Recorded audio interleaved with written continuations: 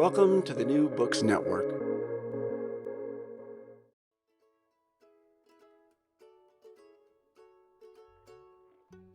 Hello and welcome to Recall This Book, where we invite scholars and writers from different disciplines to make sense of contemporary issues, problems, and events. So this is the Roundup episode for Violent Majorities, Season 2, Long Distance Ethnonationalism.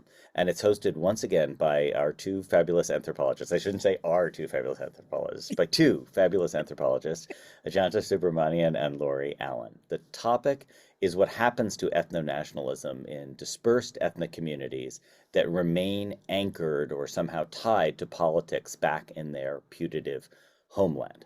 So once again, this season, the key cases are India and Israel and their related or dispersed communities abroad, especially in the US and the UK.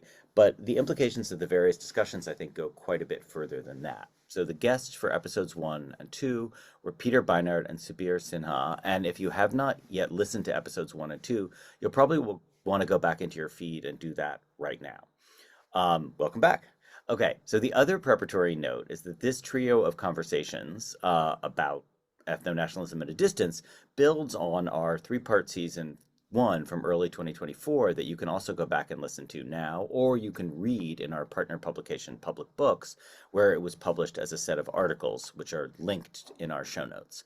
So in that season, Laurie and Ajanta spoke with Balmurli Natarajan about such fascinating topics as the slippery slope to a multiculturalism of caste in India, such a fascinating concept, and with Natasha Roth Rowland about territorial maximalism on the Israeli right, and also the question, which maybe we'll come back today, about whether the most extreme ethno-nationalist manifestations, political manifestations, should be seen as radical non-state actors or as indissolubly wedded to the state and established ruling political parties. Okay, so here we are going to go and do the same thing we did with season 1, which is we're going to unpack those two great conversations we had. And let me introduce our two hosts, who I guess are sort of guest hosts or ghosts or something today. Ajanta Subramanian is professor of CUNY at the CUNY Graduate Center, a historical anthropologist who specializes in the political economy of caste. Her work includes Shorelines, Space and Rights in South India, and The Caste of Merit, Engineering Education in India. Those books are from 2013 and 2019, respectively, and the latter analyzes meritocracy as a terrain of caste struggle in India. And if you're interested in that, it was also the subject of one of our very first Recall This Book 22, back in February 2020, just before the dark. So Laurie Allen is an independent scholar, writer, editor, and professorial research associate at SOAS, University of London. Her work includes a wonderful 2013 book, The Rise and Fall of Human Rights, Cynicism and Politics in Occupied Palestine, and also a history of false hope investigative commissions in Palestine, also from Stanford in 2020, which is about liberalism, international law, and Palestine. Thank you guys both so much for your fabulous series, I guess I could say. And Laurie, do you want to maybe start us off with something you found particularly illuminating in episode 1, our conversation with Peter Beinart? Yeah, so while talking with Peter and reading his book, throughout the whole time I was reading his book, especially, I kept thinking about Isabella Hamad's book, her recent book on Palestinian narrative, because of her sort of skepticism about the political power of individual epiphanies when it comes to Palestine. And I was really struck by how much faith Peter seems to have in religion and morality, in the ability of religion to shift political ideology and the ability of that ideology to then shift politics. He really seems to think that people can be talked into an epiphany understanding of Palestine via religion. And he's writing specifically to a Jewish audience who have a shared tradition of ethics and a kind of humanist sense of values. So I understand that motivation, but I guess as a non-religious person, which I think I mentioned before, I guess I maintain some skepticism about how far that can go, given that not only are Jewish Americans so incredibly emotionally and politically intertwined with Zionism and Israel and have been for decades and decades, so many of them, but also given the material political entanglements of the United States and Israel and the support for that entanglement among so many American Jews. So I guess I'm wondering, what can religious education do, really? And I guess I'm skeptical. Jenta, would you connect that to the line of questioning you started, Peter, with about the different traditions in South Africa? He said that it was a source of heartache for him, because he recognized that when it came to the fight against apartheid, religious Jews tended to be on the wrong side, right? And it was the non-believers, right, who were on the right side, and that, I think, sort of provoked a real kind of, uh, I guess, a sense of crisis for him. Why is it that um, the religious tradition that he sort of put so much stock in, and that he derived so much of his own sense of ethics from, why has that not made people choose the right side of history, I suppose, right? Um, and I mean, we kept talking about the, whether there is a tension between a kind of particularist um, call, such as the one that he makes in his book, right? Like, he's speaking to other Jews, he's speaking to American Jews, he's speaking to religious American Jews, right? It's a very particular group of people that he's sort of reaching out to kind of force a reckoning. Um, and a kind of broader kind of universalist conception, right? Of morality. And I mean, he did say that for him, because he's so embedded in this community, and because he wants to remain a part of it, despite being seen by a lot of his fellow Jews as, you know, as a self-hater, as an apostate, as a, Heretical. as heretical, that he really wants to kind of use that connection. Like you were saying, Agent, he's concerned to maintain the Jewish tradition with the younger folks, but he's also talked a lot in other places as well about the role of generational change. Yeah. And a lot of folks, I think, who are, fed up with Zionism and its control over so much of the political discourse around Israel-Palestine, have put a lot of stock in this idea of generational change, that younger people who are not as haven't been in some ways as indoctrinated and are not as emotionally tied to the horrors of the Holocaust as their parents and grandparents' generations are, and so therefore are not as emotionally sort of gripped by Israel, that those younger people are the space where change may come about. I don't know what you guys think of that, given that you're on campuses where you see these folks trying to do things. Well, I'm really struck, Laura. You opened up as a good social scientist by talking about the material entanglements, and that seems like really important because I don't think Beinart he's not a social scientist per se. Like he is a reporter and a brilliant tracker of like Mm. currents of belief and political engagement. But but I think if I'm right, you were laying down kind of a soft theory of material entanglements, right? It's not a determinist theory because here we are talking about like shifting belief patterns. So people are reachable.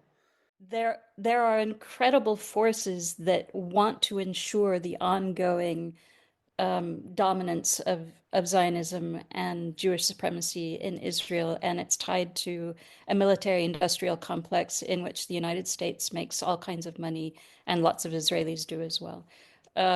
So until these younger generations that have a space to think differently can find angles into those material structures, I think we won't see real political movement.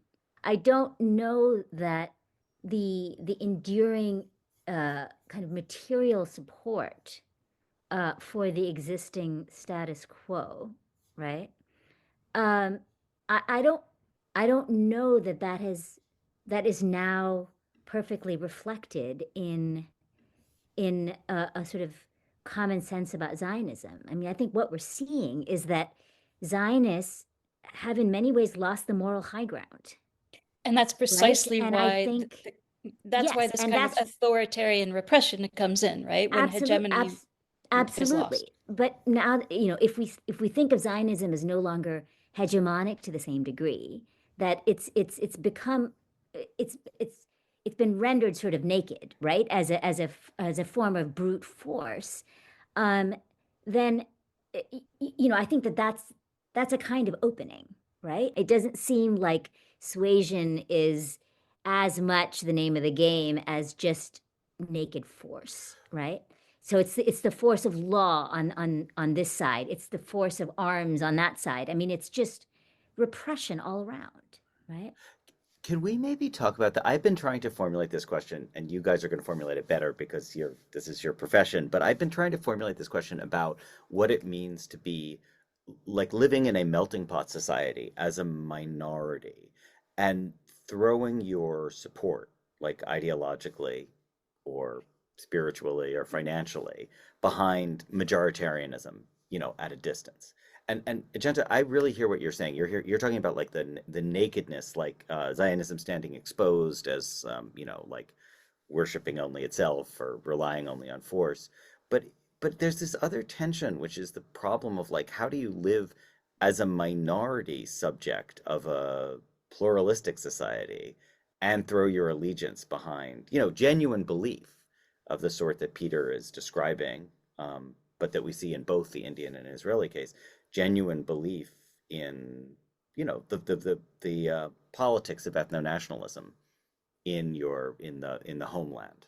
We might think that it's paradoxical for people who have experienced certain kinds of vulnerabilities as national minorities to then support a majoritarian politics, right? Yeah, But it's actually pretty common, and sometimes it's precisely that sense of vulnerability as a minority, right? Um, that makes them susceptible, right, to long distance nationalism, right? This sort of, I mean, Zionism is the sort of quintessential example of this, right? That the idea that one can only be safe if you have a nation of your own, right, where you're a kind of, unquestioned majority, right? That idea, I think, uh, it may even be stronger in long distance contexts. Uh, or I should say, there are different forms of vulnerability that are manufactured, right? Mm. In a kind of long distance versus a homeland context yeah. to kind of stoke, the fires of majoritarianism or ethnonationalism, right? There are regional differences, right? So you often have not just a mirroring of organizations in the diaspora, but the regions in India which are most aligned with the Hindu right, migrants from those regions tend to be the ones that sort of are the real, activists, right, for Hindutva in the diasporic context. I mean, Gujarat is the case that Zubir brought up several times, right? So Gujaratis in the UK and in the US tend to be some of the most avid supporters of Modi, right? And then similarly, you have regions like Tamil Nadu, which are less aligned with the Hindu right in India. Migrants from that region tend to be more skeptical, right? So Um, this might but be a of good course, point. it's not like a perfect mirroring, right? I mean, I think we should talk about the specificities of the US and the UK as well, Yeah. right? Like, what is it? What are the kind of dynamics in these contexts that have a sort of autonomous force, I suppose, right?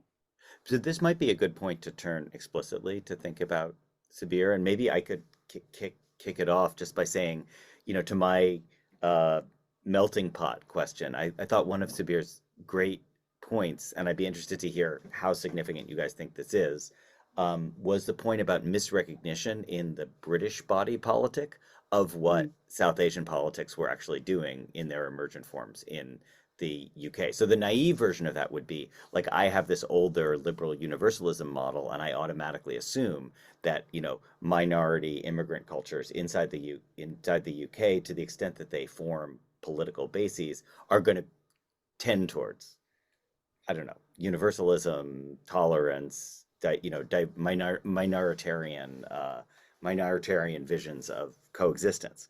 But and his point, I think, was that British politicians don't notice that that's not what's actually happening. Like they can't see Hindutva for what it is. One of the things he said was that it might be, um, the kind of a sort of holdover from hippie culture, Yeah, and yeah, association of Hinduism with, I don't know, like mysticism and yoga and and the Beatles, peace it's and like, the yeah, yeah, nonviolence and blah blah yeah, blah, right? yeah. But I also think it's how effectively um, the Hindu right has mobilized this contrast between Hinduism and Islam, That's right? right. It's about the Right? dominance It's of Islamophobia, right? yes, yeah. So Hinduism is the sort of the the counter, or not the counter, the um The good you know angel, kind of. it's the good Orientalism, right? Like Yeah. there's a kind of positive Orientalism that attaches to Hinduism, and that's hard to shake despite all the evidence to the contrary, right?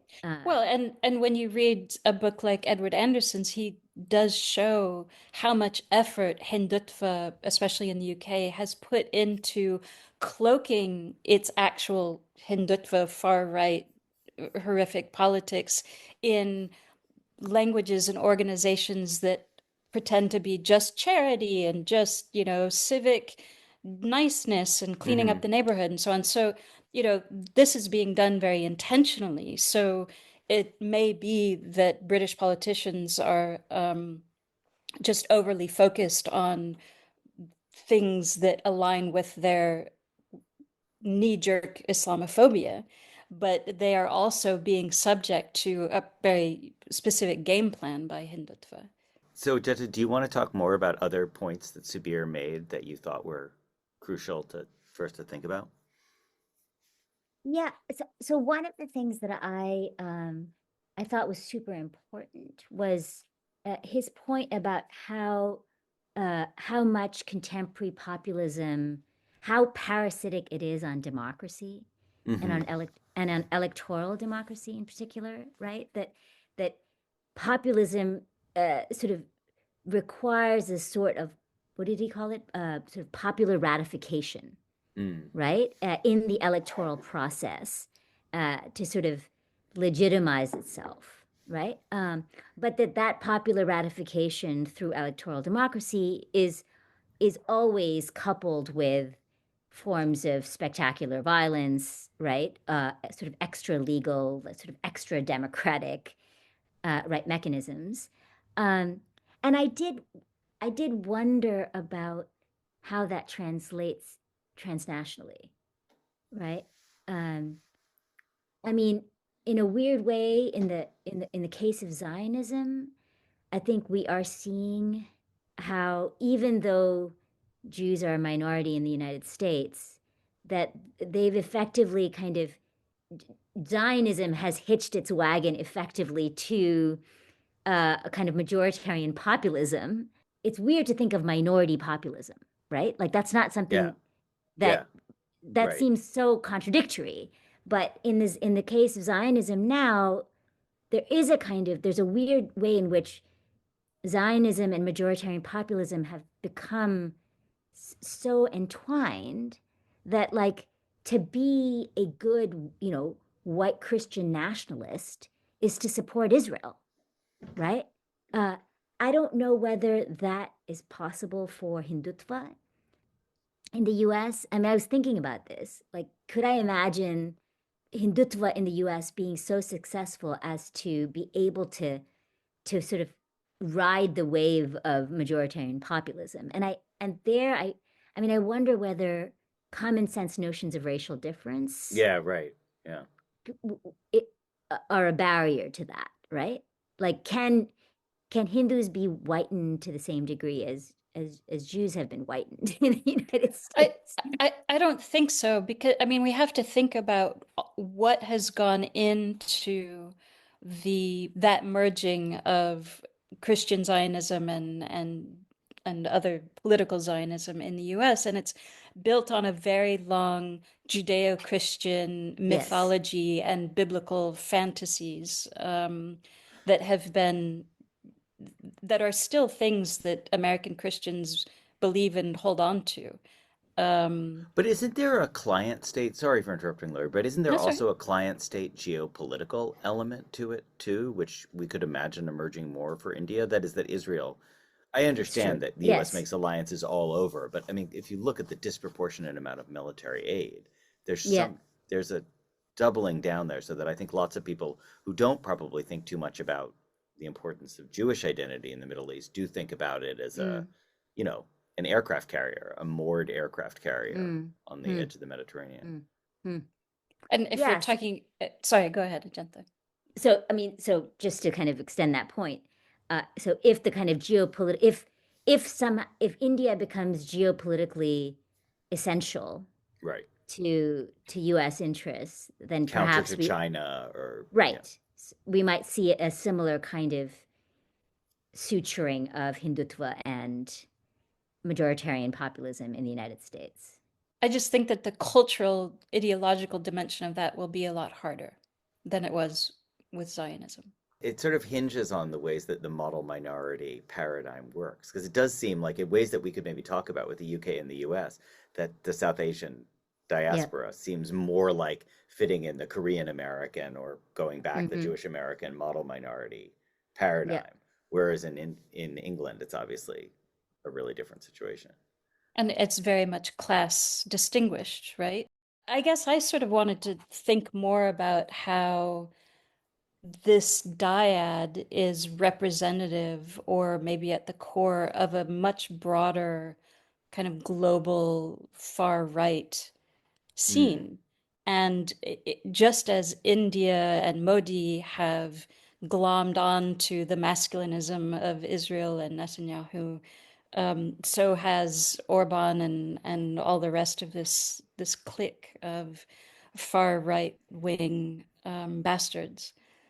And I guess I guess what is important about the dyad is how powerful economically and politically they are. India sort of learning from and enhancing Israel is a scary core of this broader right wing ecosystem. I mean, I think the Azad Essa book, Hostile Homelands, is interesting because he dates this partnership to well before how it's typically understood, right? So, and I think that that's significant, right? Like, there's a whole story about how India, because it was part of the Non-Aligned movement, very much a kind of leader of the global South. That whole story, I think, is belied by these much more long-standing connections mm, between India and Israel, right? So when Essa says, "Look, we think that the kind of softening of Israel towards, I mean, the softening of India towards Israel, diplomatic, we think that it happened, as late as the 1990s or maybe the 1980s, right? But actually, from the get-go, India was turning to Israel for help in its counterinsurgency efforts, right? It was buying arms from Israel from much earlier on. So this way of like carving up the world geopolitically, right, and seeing India as having once been part of this sort of anti-imperialist, post-colonial coalition of nations, right? That were a bulwark to, certain forms of imperialist overreach, and Israel always having been a client state of the United States, right? So our way of kind of separating those two out and seeing the intimacy between these two nation states as far more recent, I think the Azad Essa book sort of really pushes against that. And so for me, it's Like I'm somebody who liked that story, right? But it's not clear to me, Ajanta, from um, Asa's book whether, I mean, he really focuses on the geopolitical and, military, economic ties between India and Israel. He doesn't tell us so much about the social dimension. And it seems like it has been more recent, this, as with the rise of Hindutva, it is Hindutva activists who are now right in line with Israel. But that hasn't always been there amongst the population at large from those early moments of Indian economic and military coordination with Israel, has it? Yeah, sort of popular support for Israel and a sort of popular sense of commonality, right, with Israel. That maybe that has been more recent and a kind of byproduct of the growth of Hindutva. Um, that's probably true. I wonder, Ajanta, do you think there's a special challenge for anti-Hindutva in that the horrors of Hindutva are not as widely known as, for example, the horrors of the Israeli state. It's it's not as much part of kind of popular public understanding, regardless of what position people take towards Israel. They know what Israel is doing. And so is it harder for mobilizing anti-Hindutva politics because it's kind of India and Indian specific?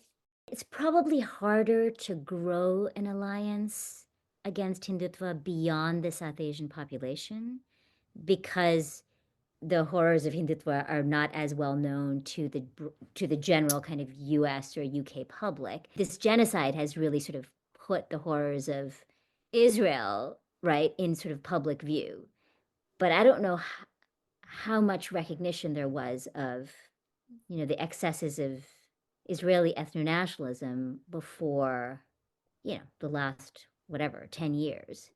Um, but yeah, the larger point is that I think Israel is a kind of is a sort of is an intimate is it to the U.S. public in a way that India is not, right? And this is not just to the kind of Jewish American public, but there's a kind of larger sort of sense of familiarity with Israel in the U.S. And I don't think that's certainly not equally true of India. I guess I was just trying to think about, the parallels and differences between the histories and trajectories of Zionism and Hindutva in the US and in the UK, Yeah. and the ways of that ideological resonances and ignorances can can play in different ways for both of these cases. And so, I'm always trying to understand where the cracks in the hegemony, even if it's a hegemony of ignorance, Yep. that can Yeah. maybe allow for greater force to And the anti-Hindutva. And maybe And it's the and ignorance that allows that. and I'll tell you, I mean, I think the mobilization around caste and the effort to make caste a protected category in the US and the sort of bizarre pushback uh, by Hindutva activists, I think that this is it's doing some of that work of like allowing people to see um, what Hindutva is, because some of the arguments that are made are it's the Hinduphobia arguments, right? Like if you make caste a protected category, it will hurt Hindus. And I've been reading some of these judgments, and these judges are genuinely perplexed, right? They're like, okay, you say that Hinduism is a religion of tolerance and that it's non-discriminatory. So why would the effort make to outlaw caste discrimination, why does that hurt you as Hindus if you're saying you don't discriminate so Right. like some of these this It's double not playing. speak the double speak is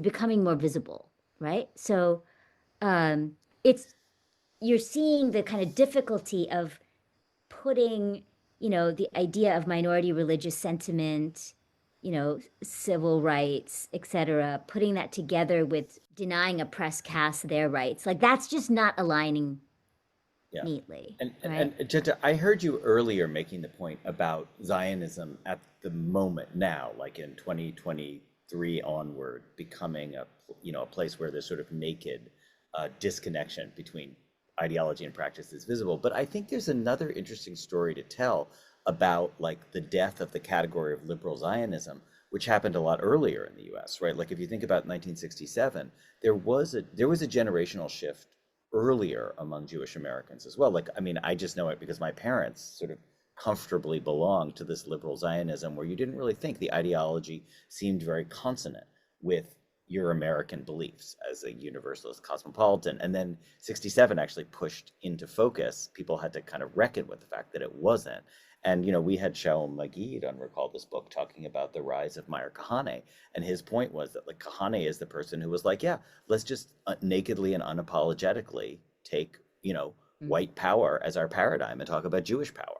And that. So I wonder if there isn't also a story to be told, which isn't just about like the lining up of ethno-nationalism, U.S. Hindu and Jewish ethno-nationalism at the same time, but also like the going back a couple of generations and seeing things that were happening in the Jewish American community then, which Mm. might be happening now in Mm. in the South Asian And are community being replayed now. I and are was being just replayed. Yeah. a kind of fascinating article by Ben Lorber about I can't remember what he called it, but this incredible intensification of masculinist Zionism among young, I guess, Jewish men online who are adopting monikers like Kahana lives and Kahana this and Oh, right. Kahana that.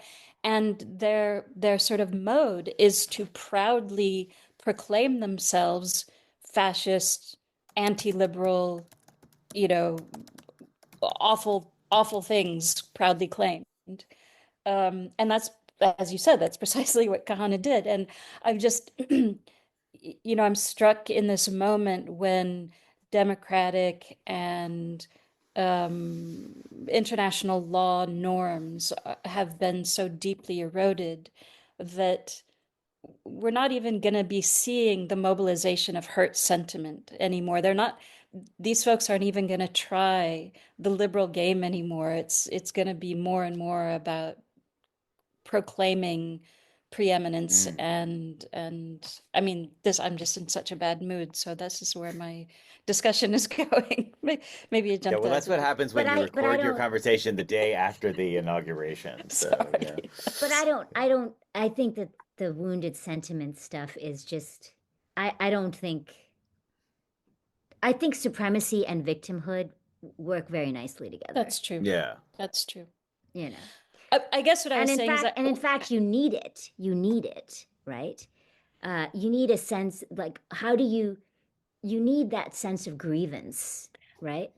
I wasn't Uh, saying about the victimhood. I was saying the mobilization of liberal institutions mm, to protect the wounded, the so-called wounded sentiments of the minority majoritarian. That's what I'm wondering. How long is that even going to live mm. um, I mean, as a it's like, useful tool? yeah. I mean, it's Sabir said something. He had a really nice phrase. That it's. I can't remember exactly how he put it, but essentially that what authoritarian populism does is that it uses democratic institutions and hollows them out in the process, Hmm. Mm. right? Um, Yeah, and you see this in all over the place. You see it in Israel, where yeah, NGOs for human rights of settlers came into being. Neve right. Gordon and Nicola Perugini wrote a book about that a while ago. Or in Turkey, where there's become a kind of right-wing state business, right-wing civil society alliance that has turned the NGOs as a NGO as this, oh, the NGO making NGOization. of, Yeah, thank you. yeah, Um, into a right-wing tool of Erdogan and his yeah. people. But So you're this is right. Like, everywhere. will there come a point where that kind of rhetorical whatever flourish is no longer even bothered with, right? uh, where you And don't have to I've kind of cynically deploy the language of human rights or law or democracy or anything, right? And I've Um, long wondered if that point where people don't, where the right doesn't even bother, is that a good thing? Because it is sort of removing all of the cloaks and all Heightening of, the contradictions. Yeah. yeah. yeah, and all of the scales falling from our eyes, or is it Yeah. a horrible thing because it shows that the ideals, at least the ideals of progressive values and ideals of human rights, are not even um, upheld, even if hypocritically. I think unless either of you guys has a burning final point to make about the synthesis, this sounds like a good time to turn towards recallable books, where each of us names an older book that those who enjoyed the conversation might enjoy. Lori, do you want to start us off? Sure. I would like to recall Rosemary Sayeg's book from originally 1979, The Palestinians from Peasants to Revolutionaries. It was reissued in 2007 because it's still a really, I think, important history of Palestinian nationalism that and forms of resistance that developed among Palestinian refugees in the Lebanese refugee camps. And I guess I was thinking about it as a kind of a short distance, long distance nationalism that has persisted through these decades of intensifying repression. And I just think it's good in a time like this, such a difficult time, to go back to history and take heart in these legacies of um, culturally rich, politically vibrant resistance. Ajanta, you got anything for us? I've got a book and a movie. All right. So the book is Ayad Akhtar's Homeland Elegies. It's not that old. It's only, Love that book. 2020. Yes. 2020. Still worth Um, recalling. exactly. It's a mix of fact and fiction. It's a mix of memoir and history. The protagonist is a Pakistani American playwright whose parents are part of that 1960s generation of migrants to the United States. They come to work as doctors, also a very typical story. It's very much a story of US empire, Islam, race, and the kind of challenges of being a South Asian American Muslim.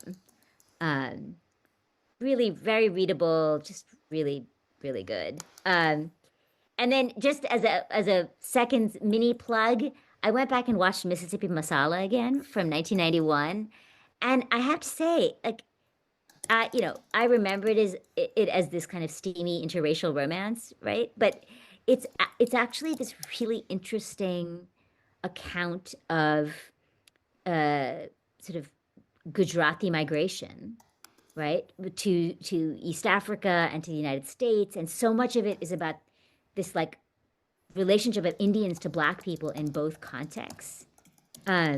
And the ethnonationalism piece is there too because the Sarita Chaudhry's family gets pushed out of Uganda because of Black ethnonationalism, right? Mm, Um, but the kind of the critical through line is of Indians as this kind of intermediate racial and class group in both contexts, right? Who kind of right.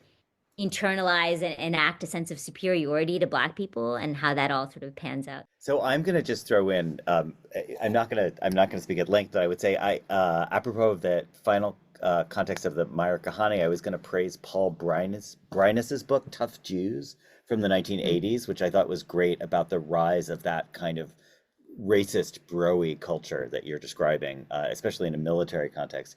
And then in terms of the British misrecognition of like the virtues of Hinduism in the Mystic East, there's this wonderful Gita Metta book called Karma Cola. Do you guys know this Oh from the yes, late yeah, yeah, 1970s? yeah. I Oh my love that God, book. I gotta go And back and look at that. yeah, it's really funny. And then sort of the less funny but sort of more judicious and academic book that came out of it, or not came out of it, but in the same spirit, Srinivasa Ravamudan had this wonderful book, Guru English. Yes, Which is, much more serious academic book, but I think both of them managed to capture that problem of marketing of mysticism in a cosmopolitan context as a way that, Hinduism and I guess nascent Hindutva can get seen and not seen at the same time. yeah, yeah. Um, Buddha of so, Suburbia is another one from the oh, UK. oh, Buddha of Suburbia. Yeah, that's a great one. Yeah, we'll put that Super in good. too. Yeah. Um, So you guys, thank you so much. As usual, this has been a wonderful conversation, and I can't wait for listeners to get to hear all three of these conversations together. And we'll come back for season 3. We got to figure out what season 3 is going to be. um, and I'll just end by thanking you both, Ajanta and Lori, for coming on and for organizing such a great series. Thanks, guys. Thank you. Okay. Bye-bye. Recall This Book is the creation of John Plotz and Elizabeth Ferry. Sound editing is by Kamaya Bagla, and music comes from a song by Eric Chaslow and Barbara Cassidy. We gratefully acknowledge support from Brandeis University and its Mandel Center for the Humanities. We always want to hear from you with your comments, criticisms, or suggestions for future episodes. Finally, if you enjoyed today's show, please forward it to 5 people or write a review and rate us wherever you get your podcasts. Thanks for listening.